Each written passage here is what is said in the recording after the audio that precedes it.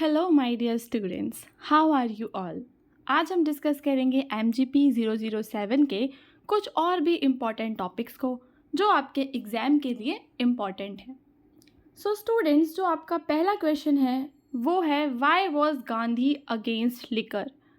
जो महात्मा गांधी हैं वो शराब के खिलाफ क्यों थे, इसके बारे में आपको बात करनी है। So Mahatma Gandhi was against liquor for several reasons. जो महात्मा गांधी हैं वो शराब के खिलाफ कई कारणों से थे। जैसे कि जो पहला कारण था वह था नैतिक और आध्यात्मिक चिंताएं। जैसे कि गांधी का विश्वास था कि जो अल्कोहल कंजम्पशन है वो इंसान की मॉरल वैल्यूज़ को गिरा देती है, जिसके बाद जो व्यक्ति है वो अनएथिकल बिहेव करना शुरू कर देता है। यानी कि शराब जो पीना, अगर कोई व्यक्ति शराब पी लेता है तो उसके नैतिक मूल्य गिर जाते हैं और वह अनैतिक व्यवहार करने लगता है। ठीक है, घर में हर किसी से उल्टा बोलने लगेगा, ठीक है, लड़ाई करेगा, गालियाँ बकेगा, तो इस तरह का अनैतिक व्यवहार करने लगता है व्यक्ति। फिर हम बात करते हैं हेल्थ कंसर्न्स की। जो महात्मा गांधी हैं वे शराब पीने से इसलिए मना करते थे क्योंकि जो शराब है उससे जो व्यक्ति हैं उनकी हेल्थ पे पड़ते हैं नेगेटिव इम्पैक्ट्स। उसके बाद अगर हम बात करें आर्थिक प्रभाव की, तो गांधी जी ने बताया कि शराब पर खर्च किया गया पैसा आवश्यक ज़रूरतों और परिवार की भलाई के लिए बेहतर तरीके से उपयोग किया जा सकता है। So he pointed out that money spent on alcohol could be better utilized for essential needs. वो मनी जो हम अल्कोहल पे स्पेंड करेंगे वो हम यूटिलाइज कर सकते हैं अपनी ज़रूरतों को पूरा करने के लिए and the welfare of the family, और फैमिली के वेलफेयर के लिए। सोशल इश्यूज़ की बात करें तो he believe that alcohol lead to various social issues जैसे कि डोमेस्टिक वायलेंस एंड गरीबी, पॉवर्टी। जो शराब है वह कई तरह के सामाजिक समस्याओं को लेकर आती है जैसे कि घरेलू हिंसा और गरीबी। स्पिरिचुअल बिलीफ की बात करें तो जो महात्मा गांधी हैं, अब वो तो बहुत ज़्यादा स्पिरिचुअल थे, तो कहते थे कि जो अल्कोहल है वो इंसान की स्पिरिचुअल प्रोग्रेस में एक तरह की बाधा बनती है। तो ये सारे कारण थे जिनके द्वारा गांधी जी ने हमें ये बताया कि शराब पीना क्यों हानिकारक है और शराब हमें क्यों नहीं पीनी चाहिए। आध्यात्मिक विश्वास, यानी कि जो गांधी जी हैं आध्यात्मिक शुद्धता में दृढ़ विश्वास रखते थे, और अगर शराब पी लेगा कोई इंसान तो आध्यात्मिक प्रगति में क्या हो जाएगी, बाधा हो जाएगी। उसके बाद हम बात करेंगे द प्लाचीमाडा कैंपेन की। जो प्लाचीमाडा कैंपेन है वो केरला का कैंपेन है। So it was a significant grass root movement against the Coca Cola company bottling plant in Plachimada, a village in the Palakkad district of Kerala. जो आपका प्लाचीमाडा कैंपेन है यह एक ग्रास रूट मूवमेंट था, यानी कि ज़मीनी आंदोलन था। किस बात को लेकर, किसके खिलाफ था ये आंदोलन? सो स्टूडेंट्स, ये जो आंदोलन है ये खिलाफ था कोका कोला कंपनी के बॉटलिंग प्लांट के खिलाफ। कहाँ पे शुरू हुआ? ये शुरू हुआ प्लाचीमाडा में। प्लाचीमाडा जो कि पलक्कड़ डिस्ट्रिक्ट ऑफ केरला का एक गांव है। इसके बैकग्राउंड की बात करते हैं। The Coca Cola bottling plant was established in Plachimada in 1999। So 1999 में क्या हुआ कि कोका कोला कंपनी ने अपना बॉटलिंग प्लांट खोला। कहाँ पे? प्लाचीमाडा में। Soon after villagers noticed a drastic decline in the ground water levels। उसके बाद लोगों को क्या पता चला कि जो उनका ग्राउंड लेवल है, जो भूमि के नीचे जो जल है, भूजल स्तर है, उसमें भारी गिरावट आ गई है और जो उसके वाटर सोर्सेज हैं वो प्रदूषित हो गए हैं। जहाँ जहाँ से भी वो लोग जल लेते हैं वो जल जो है वो क्या हो गया है, प्रदूषित हो गया है। तो ये बात लोगों ने रियलाइज़ करी जब कोका कोला कंपनी का बॉटलिंग प्लांट 1999 में वहाँ पे लगाया गया। इसका इम्पैक्ट क्या पड़ा लोकल्स पे? The over extraction of ground water by the plant. जो प्लांट है वो भूमि के जल का ओवर एक्सट्रैक्शन कर रहा था, अत्यधिक दोहन कर रहा था, जिसके कारण से जो विलेजर्स थे उनके लिए डिफ़िकल्टी थी कि वो साफ़ पानी भी उनको पीने के लिए और एग्रीकल्चर खेती करने के लिए मिलना मुश्किल हो गया था। Additionally, the waste water discharge polluted local water bodies। साथ ही साथ जो वेस्ट वाटर था उसने लोकल वाटर बॉडीज़ को क्या कर दिया था, पॉल्यूट कर दिया था। उसके बाद हम बात करेंगे हेल्थ इश्यूज़ की।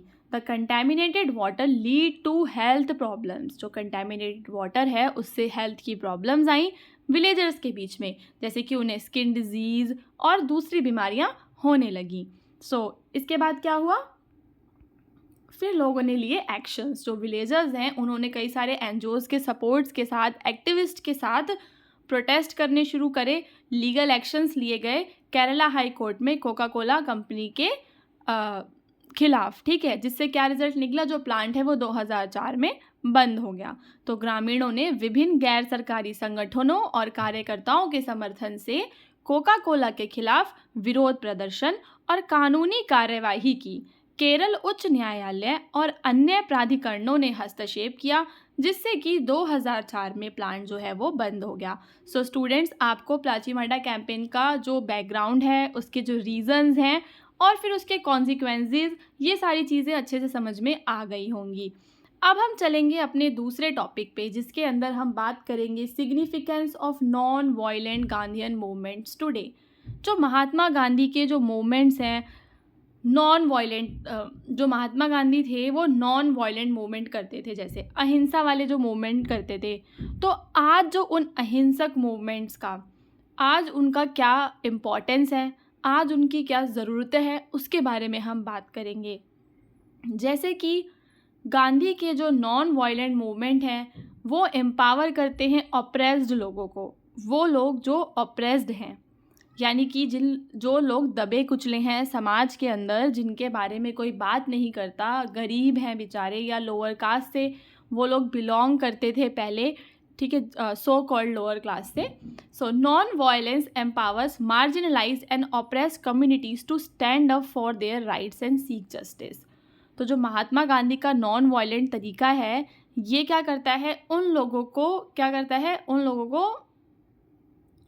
प्रभावित करता है, उन लोगों का सशक्तिकरण करता है, एम्पावर करता है उन लोगों को। किस चीज़ के लिए एम्पावर करता है, कि वो लोग खड़े हों, अपनी बात को रखें दुनिया के सामने और ऑप्रेस्ड ना हो, अब ज़्यादा उत्पीड़ित ना रहें। अहिंसा हाशिए पर खड़े और उत्पीड़ित समुदायों को अपने अधिकारों के लिए खड़े होने और न्याय की मांग करने का सशक्तिकरण करती है। ग्लोबल इन्फ्लुएंस की बात करें तो जो गांधी के प्रिंसिपल्स हैं, they have inspired global leaders and movements. Mahatma Gandhi के जो प्रिंसिपल्स हैं उन्होंने ग्लोबल लीडर्स को, मूवमेंट्स को बहुत ज़्यादा इंस्पायर किया। जैसे कि यूएसए में चला था एक सिविल राइट मूवमेंट, जो कि मार्टिन लूथर किंग के द्वारा शुरू किया गया था। इस मूवमेंट के बारे में अपनी किसी वीडियो में हमने बात भी की है। गांधीवादी सिद्धांतों ने मार्टिन लूथर किंग जूनियर द्वारा संचालित यूएसए में सिविल राइट मूवमेंट जैसे वैश्विक नेताओं और आंदोलनों को प्रेरित किया। तो आज भी जो महात्मा गांधी के नॉन वायलेंट वाले प्रिंसिपल्स हैं वो क्या हैं, अभी भी रेलेवेंट हैं, वो लोगों को प्रेरित करते हैं। उसके बाद हम बात करेंगे कॉन्फ्लिक्ट रेजोल्यूशन की, यानी कि संघर्ष समाधान की। जो गांधी का नॉन वायलेंस है वो इफ़ेक्टिव है इन कॉन्फ्लिक्ट रेजोल्यूशन, यानी कि संघर्ष के समाधान में गांधी का अहिंसावादी जो मॉडल है वो इम्पॉर्टेंट है, इफ़ेक्टिव है। और ये क्या करता है, सुलह को बढ़ावा देता है, यानी कि रिकन्सिलिएशन को बढ़ावा देता है। As it fosters dialogue and mutual understanding, क्योंकि यह संवाद और आपसी समझ को बढ़ावा देती है। उसके बाद चलते हैं एनवायरमेंटल मूवमेंट्स पर। कई सारे जो अभी कंटेम्प्रेरी एनवायरमेंटल मूवमेंट चल रहे हैं वो गांधी के प्रिंसिपल्स को अडॉप्ट करते हैं। जो महात्मा गांधी कहा करते थे सेल्फ सफिशिएंसी, सस्टेनेबल प्रैक्टिसेस, उन सारी चीज़ों को वो लोग क्या करते हैं, अडॉप्ट करते हैं।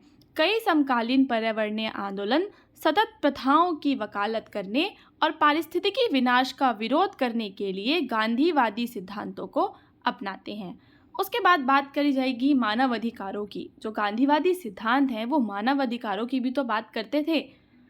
तो अगर आप नॉन वायलेंट अप्रोच रखते हो तो नॉन वायलेंट अप्रोच जो है वो सेंट्रल है ह्यूमन राइट्स की, जो लोग बात करते हैं डिग्निटी के लिए, इक्वालिटी के लिए, रिस्पेक्ट्स के लिए सारे इंडिविजुअल्स की। महात्मा गांधी वकालत करते हैं मानव अधिकारों की। जो अहिंसक दृष्टिकोण मानव अधिकार वकालत के केंद्र में है, जो सभी व्यक्तियों की गरिमा, समानता और सम्मान पर जोर देते हैं। स्टूडेंट्स, इस वीडियो के अंदर हमने अपने 3 इम्पॉर्टेंट टॉपिक्स को डिस्कस किया है। इन सारे टॉपिक्स के जो इम्पॉर्टेंट पॉइंट्स हैं वो आप अपनी नोटबुक में जल्दी से नोट कर लेंगे और फिर उनको एग्ज़ाम से पहले रिवाइज़ करेंगे, तब जाके आपका पेपर जो है वो बहुत ही अच्छा हो पाएगा। अब हम मिलेंगे अपने इसी वीडियो के नेक्स्ट पार्ट में। जब तक के लिए जय हिंद।